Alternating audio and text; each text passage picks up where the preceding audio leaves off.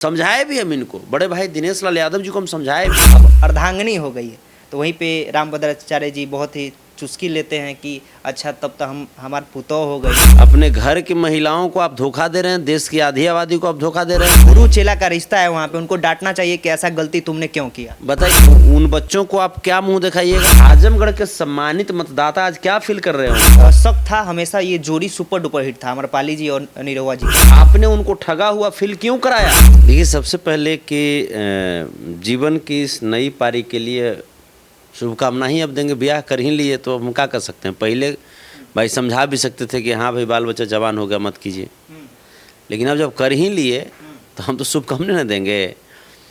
और हमको लगता है कि ये शादी करला के बाद ही इनको टिकट मिला था। अच्छा। हाँ, मोदी जी के पास कागज से गारंटी लेकर के गए होंगे। मोदी जी गारंटी वाला आदमी ना है, तो गारंटी लिए होंगे कि हाँ करोगे ना ब्याह जी, तो हाँ चलो टिकट दे दिया। हम बार बार इनको समझाते थे, दिनेश लाल यादव जी को हम बार बार समझाते थे कि बड़े भाई साहब कभी भी देखिए ये रामभद्राचार्य जी के फेरा में मत पड़िएगा। ये आदमी कभी भी आपका माहौल बिगाड़ सकते हैं। गुरु हैं, उनके गुरु के समक्ष बोले हैं कि झूठ नहीं बोलेंगे गुरु के सामने, लेकिन इतने दिनों के बाद ये खबर मीडिया के सामने आता है, ये सुनकर कैसा लगा। हम वही तो कह रहे हैं कि गुरु हैं, तो वही तो गुरु दक्षिणा में इनसे लोकसभा का जो सीट है वो छीन लिए।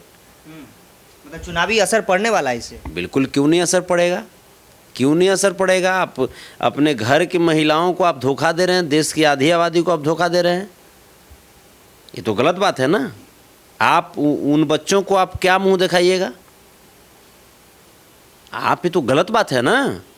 आप गुमराह कर रहे हैं लोगों को, आप डार्क में रख रहे हैं। निरहुआ जी पहले से भी शादीशुदा है, बहुत दिन पहले शादी की है, 3 बच्चे हैं, 2 बेटे और 1 बेटी भी है। जैसे अगर इनको करना ही था तो क्यों नहीं आज तक लोगों को आपने क्यों डार्क में रखा। आजमगढ़ के सम्मानित मतदाता को आपने धोखा क्यों दिया, आप बताइए ना। आजमगढ़ के सम्मानित मतदाता आज क्या फील कर रहे होंगे। आपने उनको ठगा हुआ फील क्यों कराया, आप बताइए। ये बहुत गलत बात है, ये बहुत ही गलत बात है। ये भाजपा के जितने भी नेता हैं उनमें पता नहीं ये गुण कूट कूट करके कैसे भर जाता है। हमको लगता है कि पहले सिलेक्शन जो होता है ना, फिल्ट्रेशन पद्धति जो होता होगा, उसमें ये सिस्टम होता होगा कि जो गड़बड़ करके आएगा उसी को टिकट मिलेगा। हम तो पहले भी बोलते थे, हमको डाउट था ही बात का।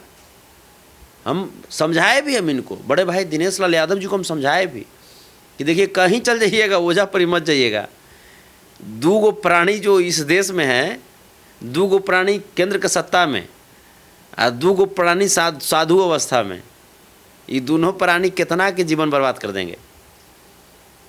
रामभद्राचार्य जी से जब मिलने गए, आशीर्वाद लेने गए अमरपाली जी और निरहुआ जी, तो रामभद्राचार्य जी के मुंह से शायद उनको पता नहीं रहा होगा, तो उन्होंने कहा कि बहन है। तो दिनेश जी कह देते हैं, उनके मुख से निकल जाता है कि नहीं अब अर्धांगिनी हो गई है।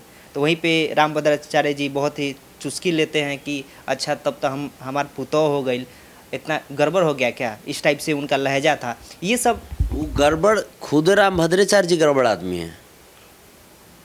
रामभद्राचार्य जी खुद गड़बड़ आदमी हैं। उनको डांटना चाहिए शायद। ये सनातन का जो गुरु चेला का रिश्ता है, वहाँ पे उनको डांटना चाहिए कि ऐसा गलती तुमने क्यों किया। बताइए, तो उनकरा सब लोग बोलता है लफंदराचार्य, हालांकि इसे नहीं बोलना चाहिए। हम इन बातों को उचित नहीं समझते हैं। भाई रामभद्राचार्य जी हैं, बुजुर्ग आदमी हैं, साधु संत के रूप में रहते हैं। अब रहे चाहे साधु संत न रहे, लेकिन रूप में तो रहते हैं। टीका उका तो मार ही लेते हैं, तो लोग उनको बोल देते हैं कभी कभी लफंदराचार्य, यही सब बात के चलते बोलते हैं। और लोगों को कभी शक था हमेशा ये जोड़ी सुपर डुपर हिट था, अमरपाली जी और निरहुआ जी का, हमेशा साथ।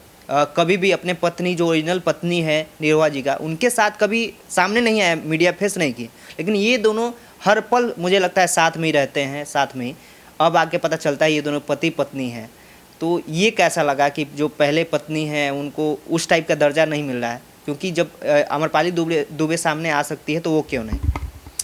जैसे ये तीनों जो जोड़ी है ना, तीनों जो भोजपुरी से जो गए हैं भाजपा में, ये तीनों के तीनों को ही ढंग है। निरहुआ जी का आप देख लिए, मनोज तिवारी जी के देखिए, बुढ़ौती में ब्याह करके मन किया था, वो भी तलाक करके हुआ था शादी। बुढ़ौती में ब्याह किए ना है ये। आए एगो आओ देखिए, हर हर महादेव साहब के यही स्थिति हुई है जिंदगी हाँ, झंड। रवि किशन जी का भी कल ही सामने आ गया वीडियो कि उनकी पत्नी जो पहले मुंबई में शादी किए थे और अभी पता चल रहा है कि दूसरी वाइफ भी है, जो उनकी बेटी भी है, दूसरी वाइफ का बेटी भी है, जो 18 से 20 साल की लगती है वो लड़की, अपर्णा ठाकुर। तो इतने सालों के बाद चुनाव के माहौल में ही रवि किशन जी का भी सामने आ गया, इनका भी सामने आ गया। तो ये रवि किशन जी का फिर क्या होगा? भगवान श्री रामचंद्र को से आ गए हैं ये लोग पर, ये लोग के सब जन्म कुंडली निकलवा दे रहे हैं। हर हर महादेव जो है ना वो भयंकर गर्म है।